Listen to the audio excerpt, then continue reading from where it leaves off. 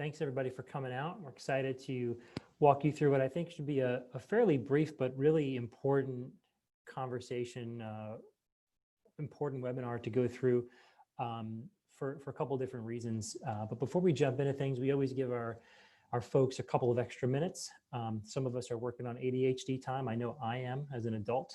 So a lot of our folks usually come in a couple of minutes after 1 o'clock. So we're happy to give a couple minutes grace period. So while we're waiting for a couple folks to join, I'll give you guys a quick introduction in case you haven't been part of our ongoing webinar series throughout the pandemic. My name is Brancaccio. I'm a former school psychologist, worked for the largest school system in North Carolina here for almost a decade. Been in the school psychology business for over 10 years, specialized in autism spectrum disorders and worked a ton with kids with ADHD. And again, as I mentioned, I am an adult who I believe has ADHD. It does run in my family. And I'm no different than some other family members who are older than I am. So learned how to deal with it and cope as best I could. And then I founded Revibe several years ago as just the opportunity to help a lot of kids, to give them what I consider to be an equal playing field, right? It's a hard journey to make when you may not have all of the same tools that your neighbor on this side of you or that side of you in school has. So when you're fighting what feels like an uphill battle, we wanted to try to empower kids by creating technology to level that playing field. So that's a quick background on me. I love, as you can ascertain, I love technology. I love psychology. I love fusing them together. And a passion of mine is helping to educate and empower parents, because it's a tough job that parents have to try to parent a child, period, especially during 2020. But parenting any child, period, is a very difficult endeavor. When you throw something like ADHD into the mix, it becomes even more challenging. And many of you, most of you most likely, are facing the challenge of parenting, trying to do research and learn and educate yourself. Because as I've heard from a lot of folks, I'm a loving parent, I'm a loving mom or dad, but I don't have the knowledge. I didn't go to school for psychology or to become a doctor or to become a teacher. So there's a lot of things I'm trying to learn about, but I'm short on time. I'm trying to, be a great parent. I'm trying to be a great employee. I'm trying to be a great spouse, fill in the blank, brother, sister, son, daughter. So it's a really hard job to be a parent of a child with ADHD and to do it well. But the most important thing is to give yourselves credit, because the easiest thing to do is to do nothing. But that's also the worst thing to do, right? So you have to do something to get the ball rolling to make sure that you're positively impacting your child's life. So just attending things like this, checking out some of the links that one of our partner companies, Multi-Health Systems, offers is a really important first step to moving in the right direction. So without further ado, let's jump in. I'm going to share my screen and I'll put up our presentation for today, which is talking to your children about ADHD. And I'll tell you why this presentation came about in just a moment. Let's see if we can share our screen here. And we will go full screen. Okay, great. So what we have here is the culmination of a couple different things. We received a really nice message. It was an email from a parent who attended one of our webinars several weeks ago. And it was really touching. She wrote to us. We had talked about and broached the subject of, how do you talk to your child or your teenager about ADHD? And I was relaying the message that it really is more of a superpower than anything else if you know how to harness it. But knowing how to harness this, comet that's flying through the air can be a hard thing to do. So this mom wrote us a really nice note, and the staff here forwarded it to me, and we all kind of smiled together about it. And she said, my son watched the webinar. The one we did in that case was talking how to talk to children about COVID, I believe it was. And she said, you mentioned the fact that a lot of kids have this and what it means to have it and what it doesn't mean to have it. And you framed it up as kind of a superpower, and it could be an advantage. And she said that her son, she had tried to talk to her son numerous times about his ADHD, but that he didn't really want to be a part of the conversation or didn't want to hear what she was saying. A lot of parents have experienced that.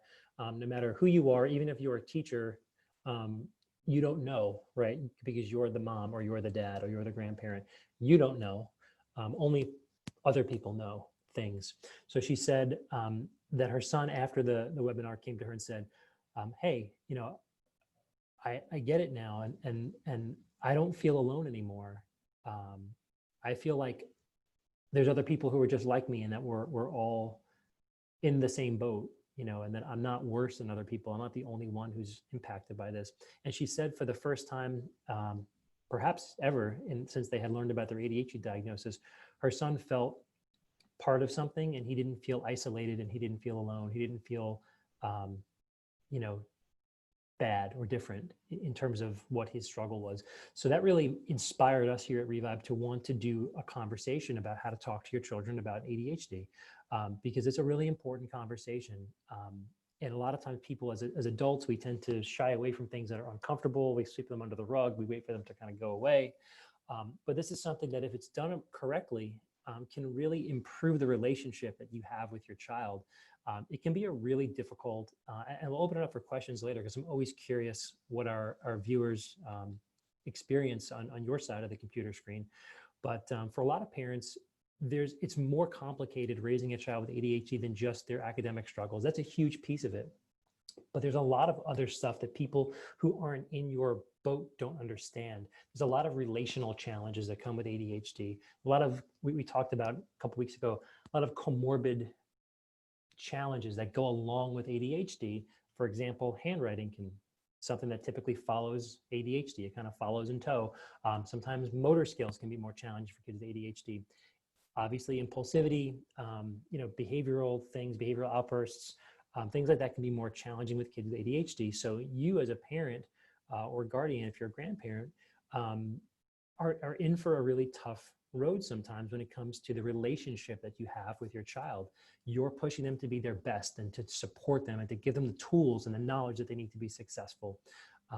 And then they get frustrated, and then they take it out on you, and you're tired and exhausted and wiped out from being a parent and doing the research and going to the doctor and going to the psychologist and talking to the school. So you snap back, and it becomes this negative cycle with children and with their parents. And that doesn't help.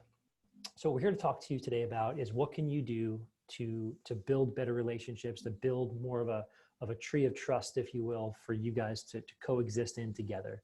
So why should you talk? Well, your child knows that they're struggling with something. Even very young children, typically, I've seen kids myself as young as kindergarten who feel shameful and they feel guilty or bad about being different. A lot of times this comes from them getting in trouble, and they realize, that I am called out by my teacher or by whomever, my caretakers, more than the other kids. And they realize this differentiation of I'm different. And they don't associate it with better. I'm different, better. I'm different, just as good. They associate it typically as I'm different and it's bad. And it doesn't take explanation. The kids are a lot more insightful than I think most of us would give them credit for. So this is one of those things where you're probably not going to tell them something that they don't already understand, at least at some level. So helping them understand and to harness this knowledge that they have already inside their head, most likely, is helpful. So hiding the diagnosis can make it seem bad or shameful. If you choose not to call it something, that's okay if you don't put a name to it, right? Like I think it has to be the age appropriate thing, which we'll talk about on our next slide. So when to talk to your child. So you know your child best, no matter who talks to you or tells you what you should do to your child, you know them better than anybody. So always follow your heart, follow your gut.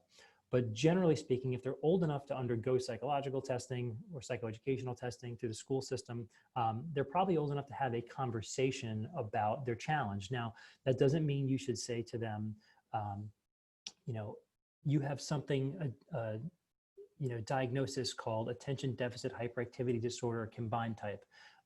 That sounds kind of scary, right? If you're in first or second or third grade, it sounds like am I sick? Is there something wrong with me? So I think it's important how you frame it up. The thing I like to do, of course, for older kids who, have heard of the phrase ADHD and they're already joking around with their friends, yeah, I'm ADHD. Of course, that's, probably just fine to talk to them about the actual diagnosis, if you want to call it a name. So it's not necessarily calling it out by a specific, DSM-5 diagnostic code, if you will, but it's more along the lines of bringing to light that they have a challenge and that some things for them are different and more difficult, but that there are other things that are easier for them and that are superpowers for them. So explaining ADHD to different ages, to younger kids, they need to know that, it's going to be okay. This is something you have a harder time with focus and with attention, sometimes with hyperactivity or overactivity, but it's just going to be just fine. And we'll talk in a couple slides about how you can set the example looking at big name celebrities, because it's just helpful to say, this is someone you've heard of and they're okay. When I was a psychologist in the school system, I would oftentimes share stories about a sibling. One of my siblings, had very severe ADHD growing up. And that sibling now is doing very, very well. They're very successful, independent, living really well. My parents weren't sure what the outcome was going to be in elementary school, middle school, even in high school. It was a scary place to be. So I used to share that story with parents who I spoke with as a psychologist to say, look, I have a sibling who was even, more substantially impacted by focus challenges than I've seen with your child. Not to say everyone's going to do great and everything's going to be all sunshine, but people just need to see that there's a chance. They need to understand that there's hope, that things could be just fine and could be terrific, in fact. And a lot of kids with ADHD do really, really well. Some kids don't. And that's the scary part. That's why we're here today, to help educate people, to get everyone's child, as far as we can reach out and touch the community, to get more and more kids in that better place where they're not going to become a statistic about dropping out of high school or being unemployed or something like that, because the numbers are scary. So what I would tell people is, I have a sibling who had really significant challenges. They worked through it by doing X, Y, and Z. And now they're really successful. They're a grown-up and they're doing awesome. So there is hope. So you have to convey that hope to your children, even when they're very young. If there's an emergency, there's a hurricane, a tornado, if you say, oh, we're in big trouble, this is bad news, you set the tone as a parent and people are going to freak out.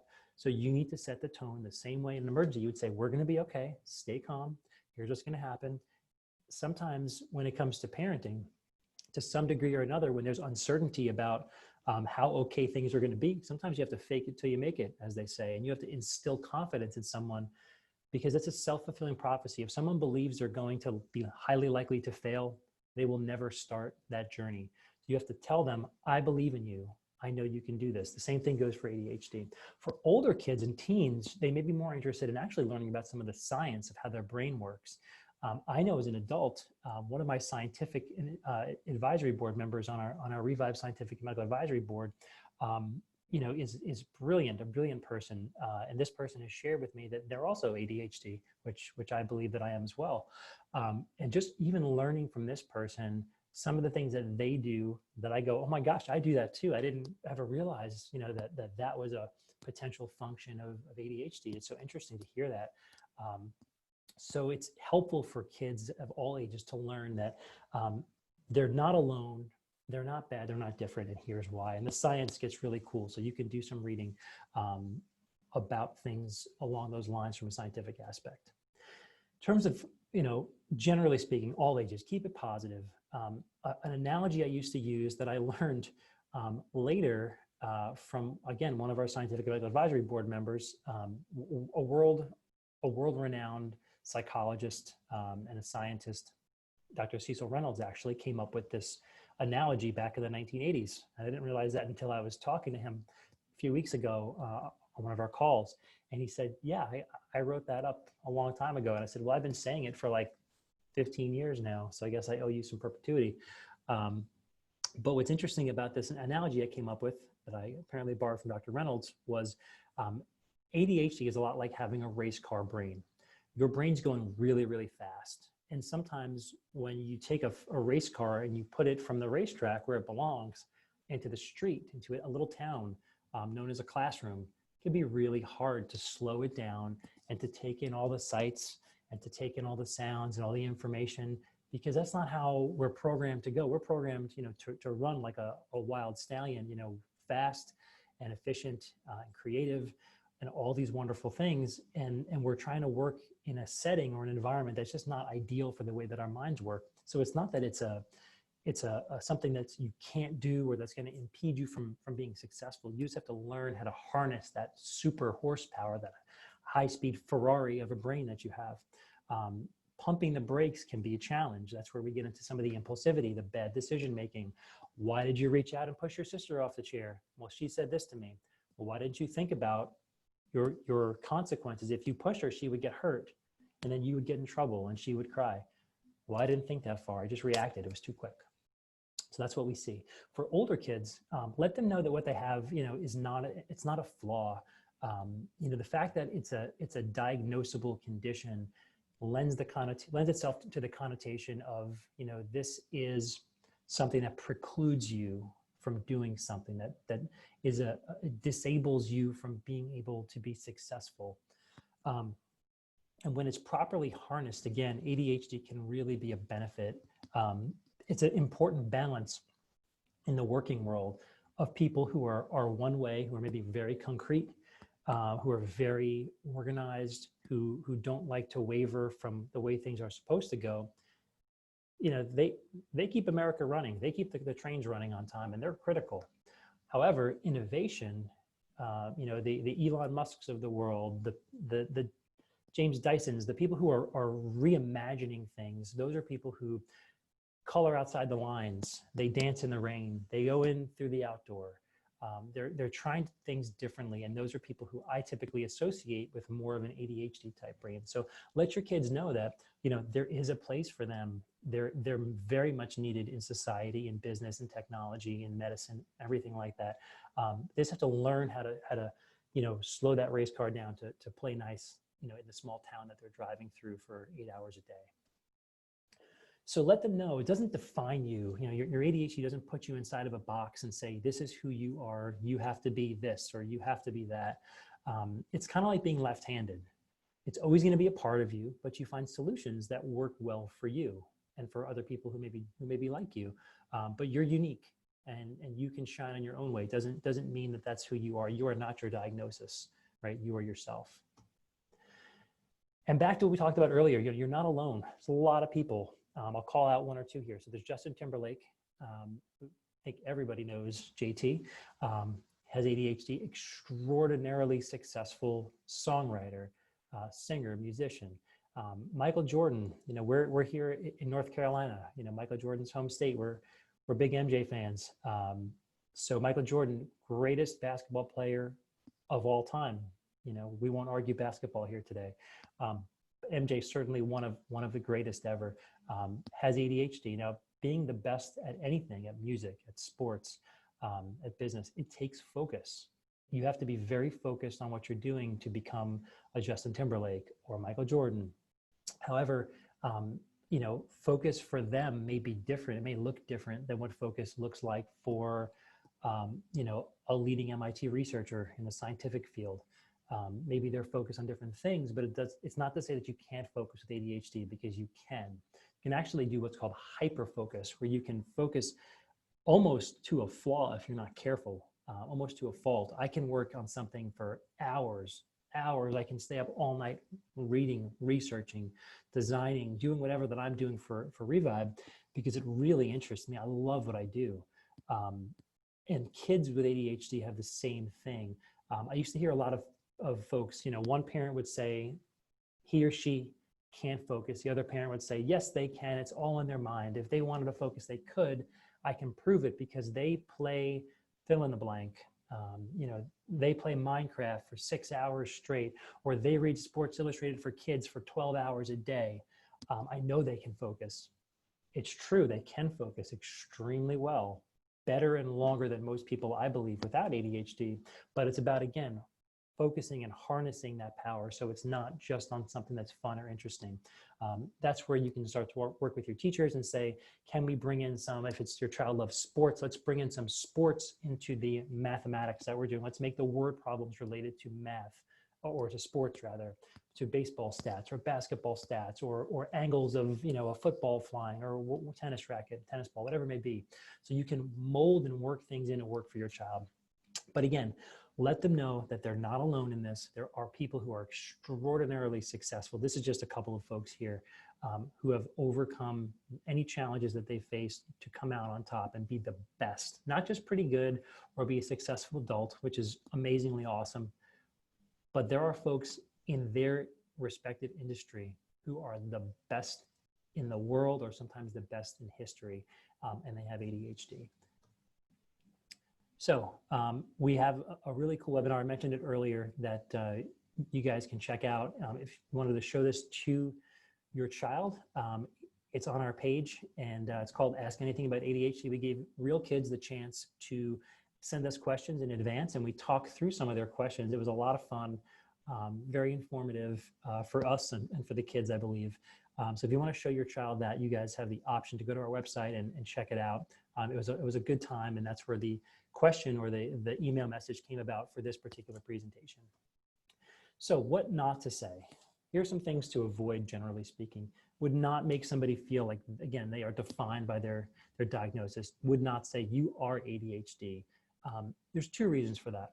One, we don't want to limit somebody and say, well, if I'm, you know, ADHD, then I can only shine this bright or fly this high, because ADHD kids like me can't do this and can't do that, because it feels like you're putting them inside of a jar and screwing it closed, and you're saying, you live inside of this box right here. This is as good as you can do. So I wouldn't define somebody by that. The other thing that I've seen happen is kind of the antithetical version of that, where sometimes kids can get into the mindset of, well, I can't do it because of my ADHD. And it's not that they feel that they're limited, but sometimes they'll pull back effort on their own part to say, well, I mean, I guess I shouldn't even try to do that over there because, you know, I'm ADHD and we don't operate like that. So that's where you have to be careful. You don't want it to become kind of a bingo chip to say, well, I'm not going to even try because I have ADHD, so I have a free pass on that. But there is a balance, right? There's truly a balance point to understand between yourself, your child, and your school, to be able to put realistic expectations on the kids, because to some degree with certain things, it may not be realistic given a child's chronological age, their developmental level, their focus challenges at the time, to have them, you know, sit down and read War and Peace in one sitting, right? That's obviously an over dramatic statement, but you have to be realistic, right? You have to set attainable goals and make things, set things up so that they're attainable, so your child can get a taste of success. It's not to say you can't do it, but maybe you can't do from 0 to War and Peace tomorrow, but maybe we can read this shorter book in one sitting by next month. So you work your way up, right?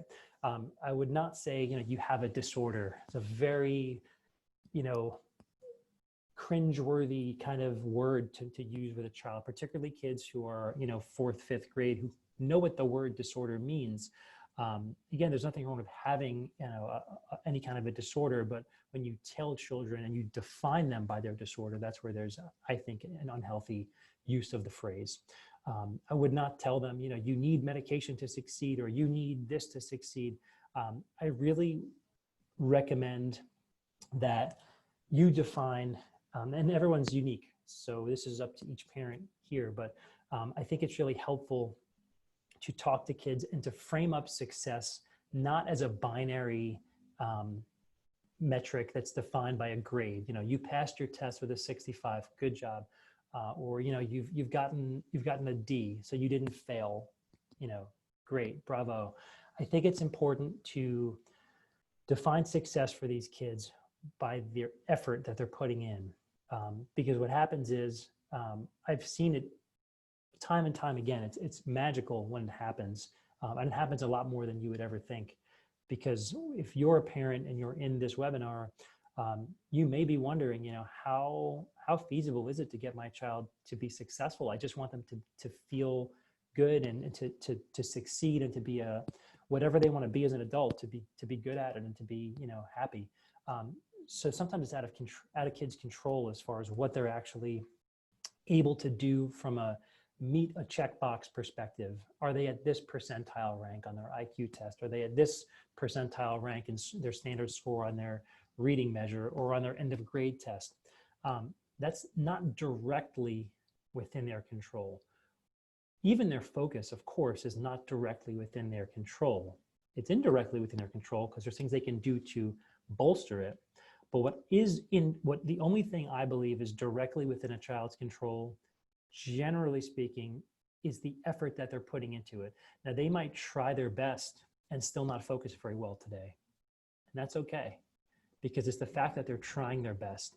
If you set the goal of success up as, did you try your hardest today? And you celebrate those little victories, whatever it may be, look up Catch Them Being Good. It's a research-based intervention, Catch Them Being Good. Every little flake of gold, it's not going to be a big nugget that you're going to just find one day, but every little flake that starts to add up to a little piece of gold and then bigger and bigger nugget is worth something. And when those kids, I promise you, when those kids get just a little taste of success, especially kids who have felt down for a while, who have felt that they've been, unsuccessful, that they're different, that they've dug themselves into a hole, when you help them feel special, even just a little bit, it is amazing how they brighten up. It's amazing how they will give you more effort day by day, that they feel little successes and little wins. So you've got to frame up your expectations of them as, I just want you to try your best. And as long as you've tried your best, then everything else will fall into place. I'm not going to worry about if you got this grade or that grade. If you tell me that you got a 65 and you tried your absolute best, I'm going to give you a hug and be proud of you, and we'll have a bowl of ice cream later. If you tell me that you've goofed off and you chose to just go ride your bicycle instead when I told you to study yesterday, well, then we've got a problem that we'll have to talk about, right? But you can never fault the child for trying. And I think that's really important. So Catch Them Being Good, consistently reward them, and anything you can find praiseworthy, be sure to praise it. Because once they get, again, that little taste, be amazed by how they start to make a little bit more progress, and they start to actually climb up out of that hole that they feel that they've dug themselves into. So these are the things that, in terms of talking to your child about their diagnosis, I wanted to be sure to include, how to frame up expectations. Again, be careful. You don't want to frame it up as, I have no expectations for you. I don't care how you do, because it is important, right? They need to have something to aim for. And I would let them know, in a perfect world, I want you to be successful at whatever you do, and then you can help define what success means to you. Hopefully it's not being Michael Jordan of the basketball world, but if it, means being a good basketball player, understanding, learning what you need to learn to become whatever you want to become, I think that's really helpful. So in terms of explaining treatment and interventions to younger kids, you can walk them through that there are things like medications, of course. There's behavioral therapy where you're working with a psychologist. There's assistive technologies like Revibe. There's also timers you can use. There's also apps you can try, reminder things. But I think letting kids know that there are little tools to put in their toolboxes is helpful, meaning you're not 100% doing this, all just based on sheer willpower, right? That's really important. You have to get kids motivated. If they're not intrinsically motivated to want to do well, you can lead, any beautiful creature to water, but you cannot make it drink, right? So you have to get your kids excited about it. And a lot of people I've heard share with me, they'll say, fill in the blank. My son, my daughter, they don't care about school. They think it's stupid and they think it's dumb and they don't see the value in it. A lot of kids develop that outer shell. Think of like a piece of candy. There's something chocolatey goodness that's inside, but they've developed this candy shell on the outside that's a protective mechanism. It's a defense mechanism. I've heard a lot of kids say, I would rather not try and fail than try my best and come up short, because that means that I couldn't do it. When I fail and I don't try, I just didn't try, and it helps me kind of save face, where I feel like if I really had tried, I could have done X, Y, and Z. So encourage kids to give them the freedom and the confidence to miss the mark, to miss standard academic marks, as long as they're giving it their 110% effort. So an example here, having a tool to use is like learning to pump the brakes of your race car when you have to pay attention. So doing things like deep breathing exercises, other behavioral intervention strategies. We're teaching how to pump your brakes to make better choices, to be able to focus more. Things like the slant technique, which is sit, lean, attend, et cetera, lean forwards. We're teaching you little, cognitive and physiological tricks of the trade. Follow your teacher's eyes, don't necessarily just kind of stare at the blackboard, watch the teacher or the whiteboard or the electronic board, whatever it is these days. But watch your teacher's eyes when you're trying to listen to them, whether it's on a remote learning call or whether it's in the classroom. There's a lot of little things you can do to put yourself in a better place for success. So you're not going to do this all by yourself. We've got some tools we're going to give you to be more of a superhero. Another analogy that's fun, these interventions can help your brain focus, just like glasses can help people see better. So again, you're letting them know that there are little tools to kind of level that playing field we talked about earlier. So in closing, a little bit of information and staying positive can go a long way. Again, I can't emphasize enough how many kids who I've worked with who, again, they put that defense mechanism up. They've got that shell of, I don't care, this is stupid, school's stupid, you're stupid, teacher's stupid. And once they get a little taste of success, picture somebody who's been hungry, haven't eaten in a really long time. Things start to shut down, they start to atrophy, right? You start to lose function. That's kind of how kids are with their confidence. They haven't had a something to eat that makes them feel good in a while, from I'm successful and I'm capable of doing well in school. They're going to start to shut down and they're going to start to put up a wall. But once they get a little ray of sunshine over the top of that wall, you would be amazed. So just keep that in mind. Remember this conversation and what you've learned today, because giving them that chance to just be a little bit successful, success is contagious and it goes a long way. So we'd love to pause now and open it up for any questions that you guys might have. We have a couple minutes for that. We'd love to see, both questions you have about what we talked about today. And I'd also love to hear any feedback from folks. And have you experienced some of the things that we're talking about here today? Have you felt this firsthand, either the challenge of your child not wanting to try their best because maybe they're afraid of failure, or has anybody here seen their child react to any kind of success, albeit small success or big success? So Morgan, can we turn it over to some of our participants here?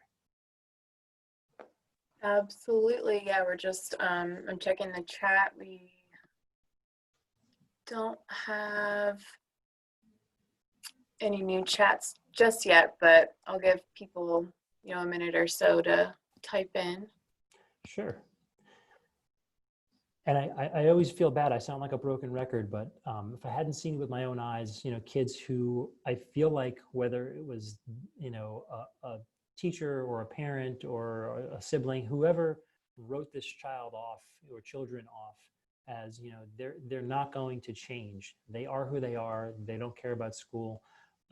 There's something that's deep down inside of kids that I've seen, over 10 years of working with kids, where I truly do believe every child wants to be successful. I feel like it's an intrinsic, innate desire to want to do well, to please other people, to be good at something and to feel good about it.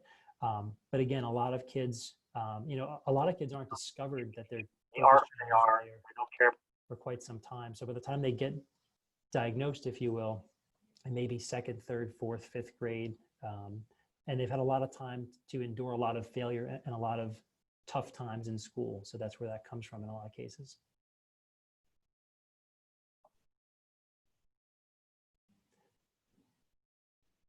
All right. Well, again, we were open for a couple minutes for any questions or comments. If not, we're happy that you guys came along. You can always reach out to us here at Revibe if we can be of any help to you guys in terms of just general strategies. We're not physicians or doctors. We can't give you medical advice, of course, but we're happy to share any kind of strategies. One thing we're talking about doing just this morning was to expand our Facebook presence to actually build out a Revibe parents group. A lot of parents have asked us about this. Hey, is there a community I can join on Facebook to be able to connect with other parents? There's certainly a feeling of going at this alone, of facing challenges and questioning yourself as a parent. A lot of mom and dad guilt goes on in the community of ADHD, and it's really helpful for parents to be able to connect, to share what's worked for them, talk about their wins, and to also say, hey, I've failed 50 different ways, and here's a couple of them. It's important to feel that you're doing a good job. I can promise you, many, I'll dare say most parents of kids with ADHD are doing a good job. Certainly not everybody, but you're probably doing way better than you give yourself credit for. That's the overarching theme I hear when we talk to parents directly. Is there's a lot of guilt, a lot of I wish I did more sooner. But you have to keep in mind, it's a balancing act being a parent or being a guardian of a child. So just take your time, learn what you have to learn. The only bad intervention is no intervention, right? If you do nothing, nothing will improve. So try some things, talk to your child's teacher, talk to your school psychologist, talk to your physician, talk to those around you, talk to your community, talk to other parents. There's a lot of help and support out there. You just have to know, where to find it. And of course, have the energy left over to actually put some things in motion. And for a lot of people, that's one of the hardest parts, is transitioning from I've learned these things to actually putting them in motion. But we have a lot of great material in terms of how to get back into the remote learning with COVID-19 and most school systems opening up remotely. So check out our blogs and our webinars, and let us know if you have any ideas for any future webinars. So Morgan, unless there's any questions that popped up, then I think we're good to sign off for today. We're good to go. All right. Thank you very much, everybody. Thanks for joining us, and we will see you again soon.